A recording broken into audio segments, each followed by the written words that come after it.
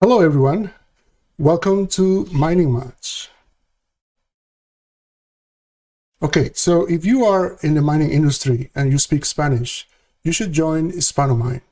We offer professional development and connection to the Hispanic community. So today we are going to discuss the impact assessment trends in mining. You know, the mining industry is inevitable that it's going to create an impact on the environment. And as we look and go forward to sustainable mining, we need to see and assess this more closely. So our guest speaker today, Amiel Blajchman, he will discuss about what are these impact assessment trends in mining. Hello, Amiel. How are you today? I'm doing well. Thanks for inviting me again, Alan. Thank you. Please go ahead, and it's all yours. Thanks. You can share your screen, please.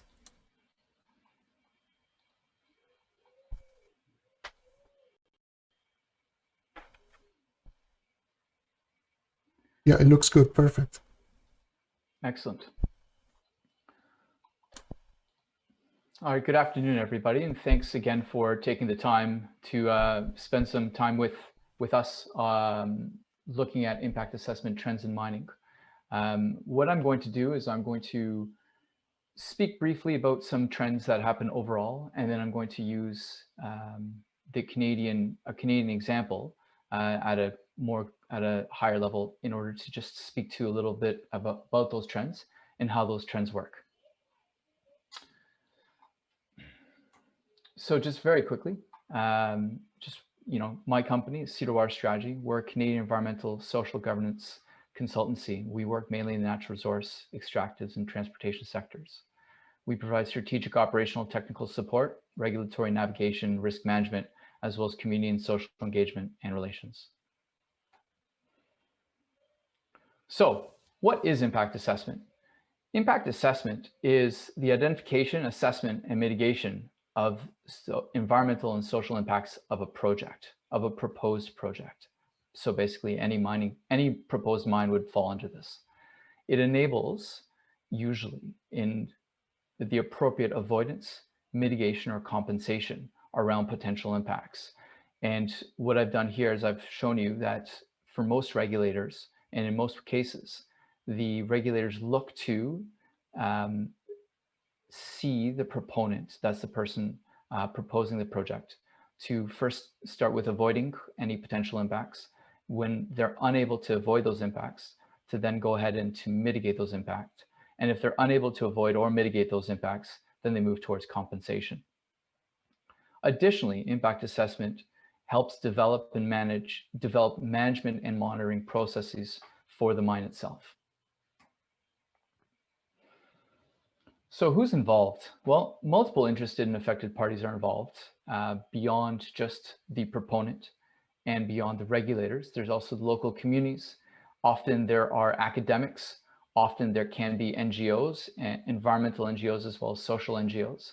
And there can be other groups that are involved, whether they are banks or bank lenders. So if you're working internationally and you're getting some lending and financing from the IFC, then they're going to be involved as well. And then, of course, there's multiple consultants and consulting firms that are all involved, both for the proponent as well as for others, as well as for other stakeholders who are involved. Impact assessment itself also looks at evaluating, frankly, a fairly dynamic natural and industrial processes, and they have complex interrelationships. And so, as you can well imagine, it's not a simple process of just writing a paper or conducting one quick study and being able to understand what those potential impacts are.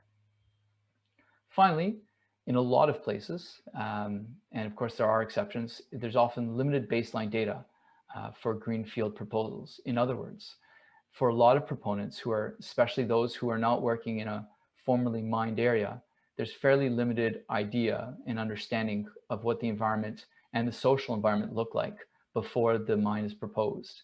And so the collection of that data can pose a challenge. So the recent trends that I'm going to look at and discuss are three. There's the fact that impact assessment is moving past the environmental. And so historically, impact assessment grew out of environmental impact and environmental assessments. And it's now moving towards impact and impact assessment. And I'll speak to that a little bit more in a few minutes. There's also the fact that there's a very high bar set, and there's a lot of energy that's being put into both Indigenous as well as local community engagement, both before the project is proposed, as well as during the impact assessment process, and then finally during monitoring as well as operations. And the last trend that I'm going to speak to a little bit is on cumulative impacts and how cumulative impacts are now being integrated into an impact assessment. So moving past the environment only, well, as I just spoke, impact assessment has been moving towards the integration of predicted impacts in what I'm referring to as non-environmental study areas. That's, the classic socioeconomic, as well as gender and gender diversity, health, specific impacts to Indigenous peoples, and the inclusion of cumulative as well as regional impacts. Indigenous and local community engagement. The trend is moving towards an understanding of a recognition of early engagement for proponents and engagement with the local communities very early on, sometimes before a mine plan is even developed. As well, there's now the integration of community engagement and consultation both before, during, and throughout the process. In some jurisdictions, for example, in Canada and South Africa, we've seen, and Canada for several years now, we've seen several court decisions that support Indigenous and community participation. In Canada, it's called consultation from a regulatory perspective in impact assessments. And that participation is necessary for the regulators to feel that communities have been consulted and have been engaged. And that is meant to help mitigate some of those impacts, as well as avoid the impacts. Much more recently and in the news are the reactions that have happened around the world to Rio Tinto's actions around the Yukon Gorge. And then the Australian Parliament's insistence on Rio Tinto having to rebuild those sacred caves. While I'm not going to speak to that example in particular, I did want to highlight the fact that if this was 20 years ago, those caves would have just been would have been blown up as they were, and there would have been probably no international outcry. Finally, or not necessarily finally, but there's also UNDRIP, United Nations Declarations on the Rights of Indigenous Persons, and FPIC, Free, Prior, and Informed Consent. And in fact, Article 32 of the United Nations Declaration specifically states that states should consult and cooperate in good faith with Indigenous peoples in order to obtain their free and informed consent prior to the approval of any project affecting their lands, territories, or resources. Now, the UN, as well as various nations, have been very clear that this does not necessarily mean a veto. However, the trends are moving towards incredible pressure from regulators to make sure that there is free, prior, and informed consent prior to the implementation and approval of a project. Cumulative impacts. A lot of regulators, and in fact, we're seeing this throughout impact assessment, are looking at now regional impacts of multiple projects. That includes pre-existing or historical projects, as well as what some regulators call reasonably foreseen projects. They look to have the proponent integrate the potential interactions as well as the additive or cumulative potential impacts of the project. And in some places, for example, in Canada, which I'll speak to in a few minutes, there's an explicit inclusion of that into the legislative process. Now, what I thought I would do is I would take these trends and I would speak to how this is playing out in the jurisdiction that I'm from, which is Canada and the Canadian jurisdiction. So, as you can see, very recently, the Canadian government brought into force the Impact Assessment Act. And that was brought in less than 2 years ago, and it repealed the Canadian Environmental Assessment Act. Even the names of these legislative processes are changing. As well, they established what was called the Impact Assessment Agency, which was built on the former Canadian Environmental Impact Assessment Agency, and it is now designed to be one agency that conducts all federal impact assessments, with a few exceptions. The federal agency, which I'll just refer to, it's called the Impact Assessment Agency. I'll just refer to it as the agency. In its analysis, as well as proponents in their submission, they now formally have to consider not just environmental impacts and not just negative environmental impacts, but formally they have to consider positive and negative potential impacts on sustainability, environment, health, social, economic impacts, as well as something that the Canadian government has called gender-based analysis plus, which they define as the intersection of sex and gender with other identity factors. And the Canadian government does have a fair bit of guidance on what that looks like. But the reason I draw your attention to that is to demonstrate that it's no longer enough to just do an environmental assessment. It's no longer just enough to start collecting data on the environment, but it's also going to be required, and is required, to have a good understanding of all these other factors. Additionally, there's very specific indigenous factors that have to be considered, and they're similar in that they're positive and negative effects on any indigenous group. However, the reason I highlight this is because if you have 22 indigenous groups, you have to conduct health, social, economic, environmental assessments for each indigenous group and looking at the positive and negative potential impacts. It also includes explicitly adverse impacts on indigenous rights, as well as indigenous cultural considerations. In Canada, indigenous participation is beginning to be enshrined in legislation. So this year, Bill C-15, which was called the United Nations Declaration on the Rights of Indigenous Peoples Act, was passed by the Canadian government, and that has reporting protocols and explicitly asks every minister to look at how to integrate the rights of Indigenous peoples into their current legislation. As for the Impact Assessment Act itself, it has within the body of that act a formal commitment to respecting Section 35, which is Section 35 of the Canadian Constitution, which refers to Indigenous rights. It has a formal commitment to respecting those Section 35 rights, the United Nations Declaration on the Rights of Indigenous Persons, as well as a formal mention of reconciliation.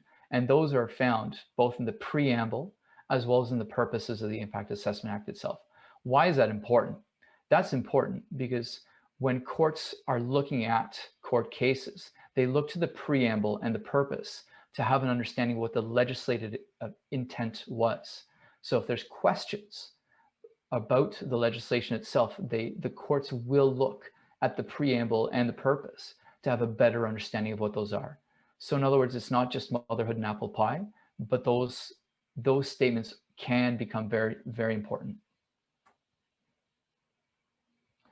As well, in Canada, the Impact Assessment Act itself now has provisions to delegate aspects of the impact assessment process. In other words, there are the act itself looks to having the agency move aspects of the process, whether that's consultation, whether that's an assessment on rights, whether that's assessment of the potential impacts on Indigenous persons, to Indigenous organizations themselves. As well, while right now it hasn't happened yet, the Impact Assessment Act does have provision in it for the potential to substitute the entire process to an Indigenous jurisdiction. Now, your question to me probably is, what's an Indigenous jurisdiction? The answer is, I don't know, because that has not been identified yet. I think did we just lose my, there we go, sorry. Apologies for that. You're good, yep.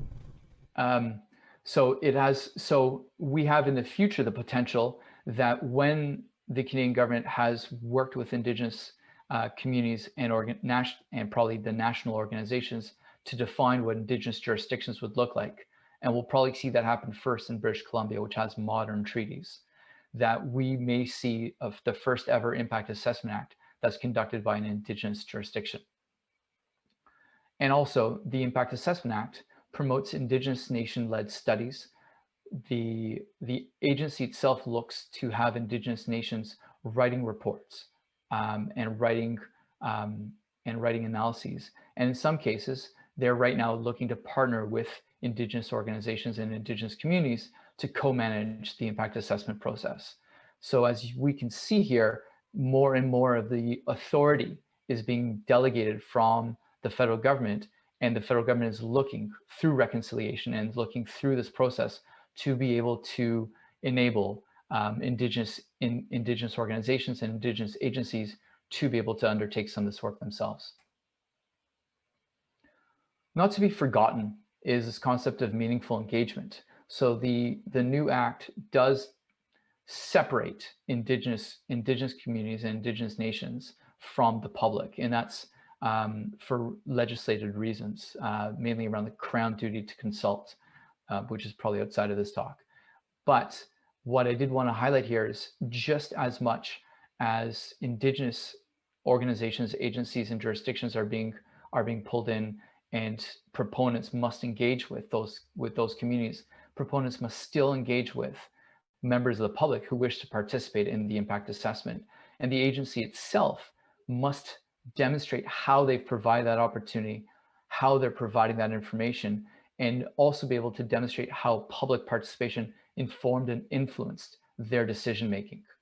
So as a proponent, it's very important to get ahead of that. And it's very important for proponents understanding that the agency and other jurisdictions are looking for that and looking for meaningful engagement, to have a good record of consultation and to have a really good understanding of how they've been able to make sure that there was meaningful public participation and engagement.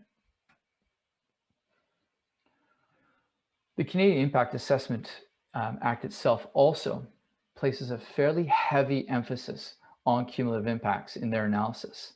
It includes reasonably foreseen projects, as well as I discussed a little earlier, it also looks at the pre-existing projects, whether those are historical or regional or nearby and recently closed projects.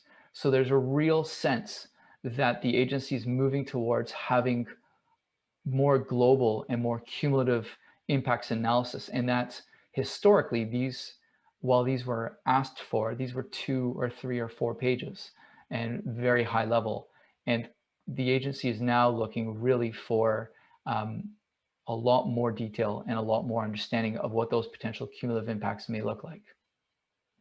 As well, while explicitly a different part, it's still related to cumulative impacts, which is why I included it, is that legislation itself now has tools for regional assessments.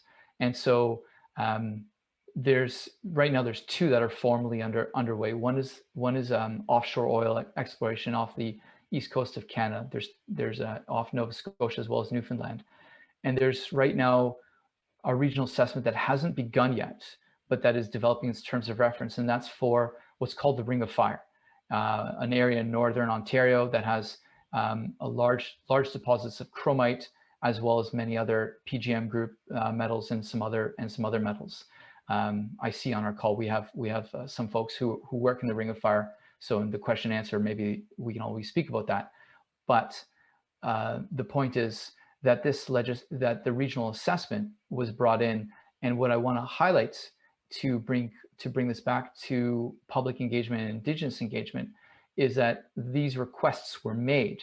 The request was made for Ring of Fire regional assessment to be undertaken.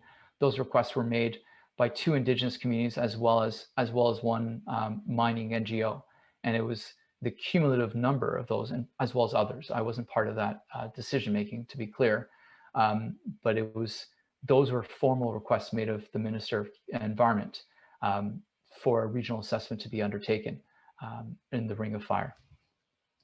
So with that, I think what I'm going to do is, recognizing the time, I did want to make sure that we have some time for questions.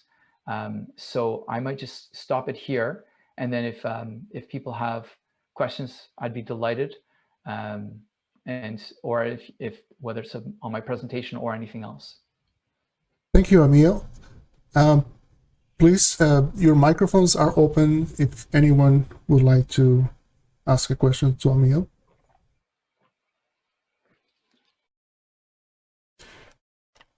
All right, and for you guys out in YouTube, thank you very much for watching, and I'll see you next time.